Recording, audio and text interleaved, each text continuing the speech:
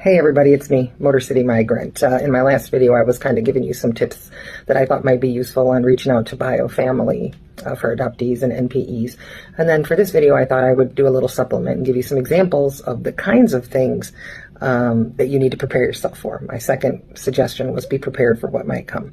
So in my experience with helping people who've had NPEs like me and people who were adopted, there's been good outcomes and there's been bad outcomes. There's been great outcomes and there's been really sad outcomes.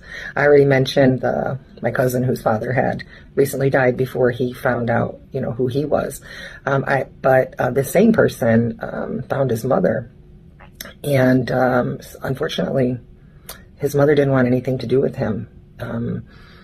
I think for her it was a big family secret, and she just couldn't get past the shame, even though he found her through finding a half-brother and a half-sister on Ancestry. And so the brother knew, the sister knew, like her children knew about him, but still, even with, it not being a secret anymore, she just was unable to get past it. She just couldn't talk to him, didn't want to have a relationship with him. My father was already dead by the time I found out, but he had been dead for, 30 years or something like that, 25. But I did have two sisters. I reached out to two half-sisters, and things went well for a while. I think it was difficult to get them to want to get to know me, and then once they got past that, we had a good relationship for maybe a year and a half, and then it just kind of faded away. It was just too much for them. What they thought of their father was forever changed by my existence, and so it just really weighed on them. It had nothing to do with me. That's why I say it doesn't have anything to do with you if they don't want to get to know you. It's about who they are and how they can deal and manage with finding out the kinds of things that happen, the kind of feelings that they get when they find out that maybe their parents aren't who they thought they were either.